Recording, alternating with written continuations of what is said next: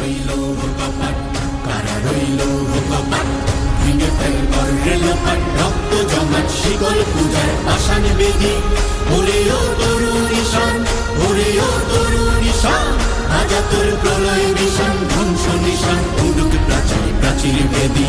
কারা রইল কপাট, কারা রইল কপাট।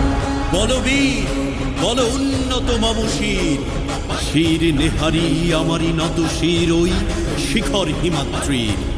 বলবীর বল মহাবিশ্বের মহাকাশ ফাড়ি, চন্দ্র সূর্য গ্রহ তারা ছাড়ি, ভোলক দোলক গোলক ভেদিয়া, খোদার আসন আরশ ছেদিয়া, উঠিয়াছি চির বিস্ময় আমি বিশ্ব বিধাত্রীর।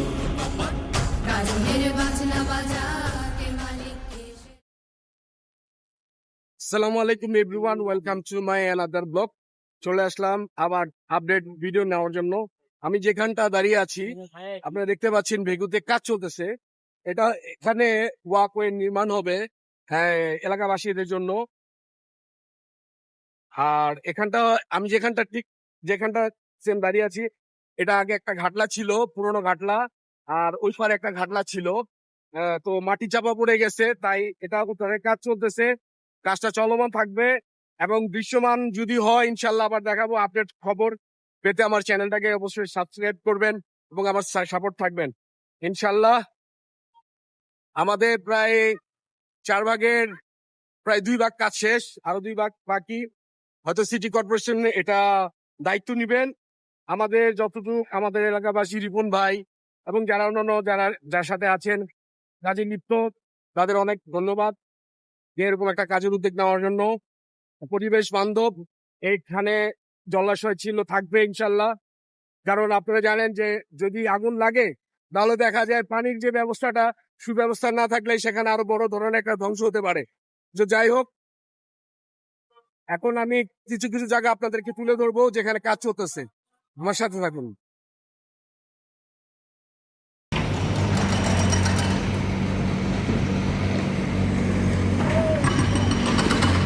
এটা আমাদের পুকুরের ঐতিহ্যবাহী একটা ঘাটলা ছিল।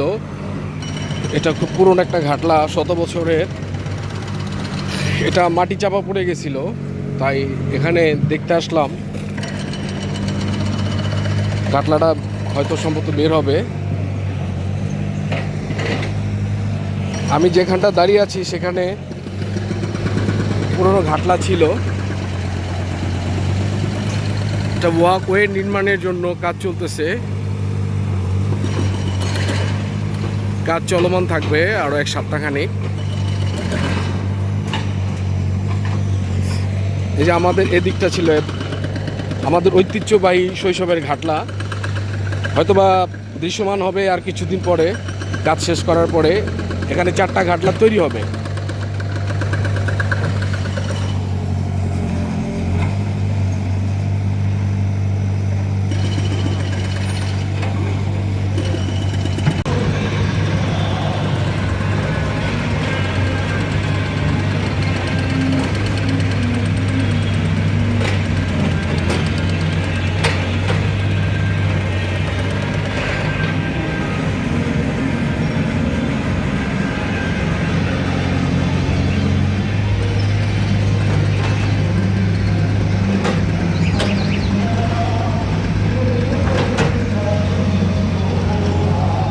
এই দিকটা ওয়াকওয়ের জন্য একটা সমতল ভূমি তৈরি হচ্ছে। এখানে আপনার সোডিয়ামের ব্যবস্থা করা হবে, এখানে আপনার হাঁটার ব্যবস্থা করা হবে, এখানে বৃক্ষরোপণ করা হবে। সুন্দর একটা পরিবেশ আমরা ইনশাল্লাহ পাবো আশা করি।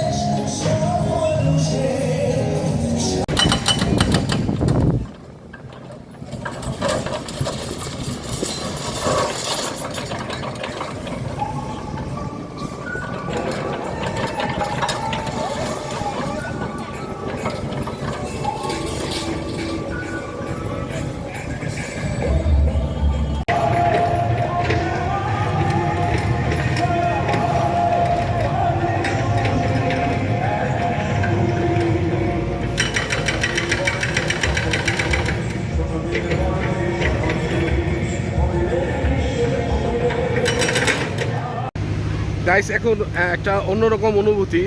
আমি এই কয়েকদিন আগেও এখানে আপনার গ্যারেজ ছিল, তারপরে হচ্ছে আপনার মুদি দোকান ছিল, বিভিন্ন রকমের দোকান ছিল।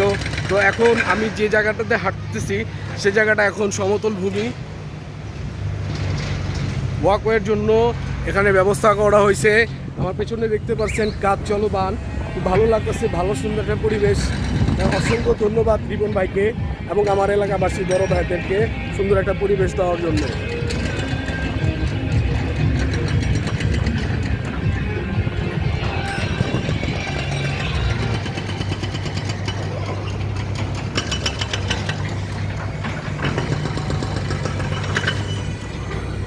ইনশাল্লাহ আমি আবার দ্বিতীয় পার্ট নিয়ে আসবো। এটা হচ্ছে আমার দ্বিতীয় পার্ট, আমার সাথে থাকুন।